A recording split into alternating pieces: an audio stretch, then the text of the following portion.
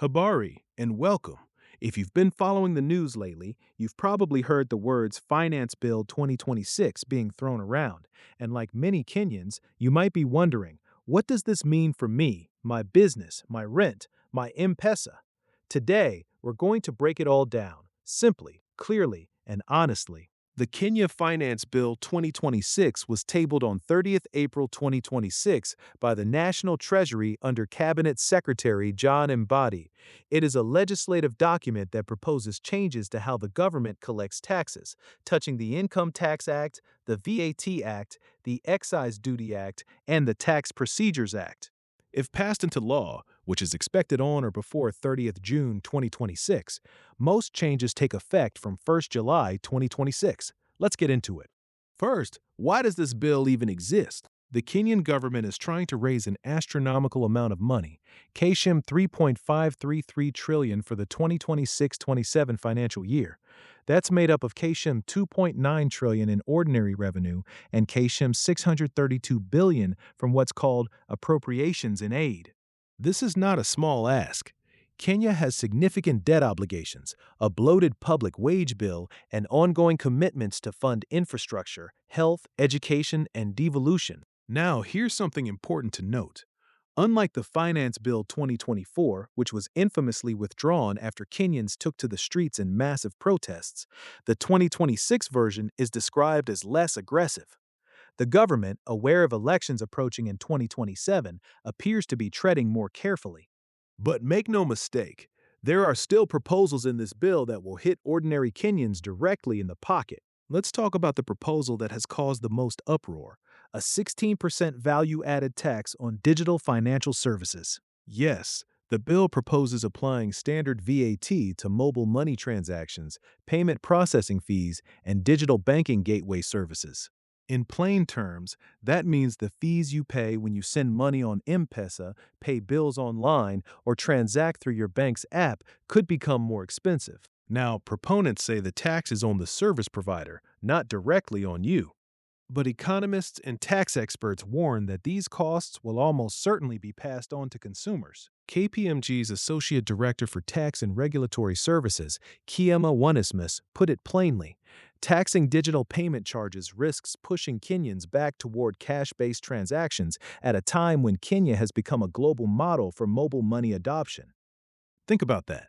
M-Pesa didn't just change how Kenyans pay, it changed how the Juakali trader gets paid, how families in the diaspora send money home, how hustlers run their micro-businesses.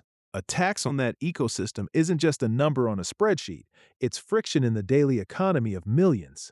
Critics are calling this a broken promise because the government had pledged no new tax increases in 2026, only better compliance. A 16% VAT on digital services feels, to many, like a direct contradiction of that pledge. Here's one that'll hit landlords, and eventually tenants. The finance bill proposes raising the monthly rental income tax rate from 7.5% to 10%, a 33% increase in that specific tax rate. For landlords, this increases their tax burden. But here's the economic reality. Many landlords will respond the same way they always do, by raising the rent. In a country where the cost of living is already squeezing households in Nairobi, Mombasa, Kisumu, and other urban centers, higher taxes on rental income are likely to translate into higher rents for tenants who can least afford it. Here's something that affects everyone, especially the youth. The bill proposes a 25% excise duty on mobile phones.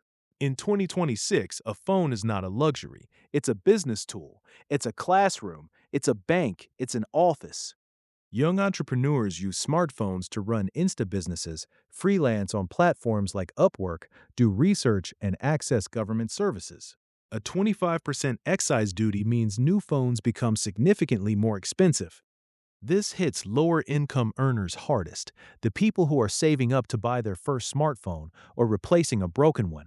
Experts warn this could widen the digital divide rather than close it. One of the quieter but significant changes in this bill is the compression of tax filing deadlines. Currently, Kenyans and businesses have 6 months after the end of the financial year to file income tax returns. The bill proposes cutting that to 4 months, effectively moving the deadline from June 30th to April 30th. That might sound like a minor administrative change, but for small businesses, sole proprietors, and accountants juggling multiple clients, a 2 month shortfall in preparation time is significant. It means tighter turnaround, more pressure, and more risk of errors or penalties for late filing. The Kenya Revenue Authority wants its money faster, and this is how it's engineering that outcome. To be balanced, the Finance Bill 2026 is not entirely bad news. There are some genuinely positive proposals in there.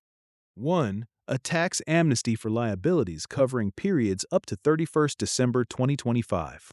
If you've been behind on taxes, you could have penalties and interest waived if you fully settle the principal amount before 31st December 2026. This is a real opportunity for businesses and individuals to clean the slate. 2. VAT exemptions for infrastructure projects under public-private partnerships. This is meant to encourage private sector investment in roads, energy, and public facilities, which could create jobs. 3. Capital gains tax and stamp duty exemptions for transfers of property into real estate investment trusts, REITs.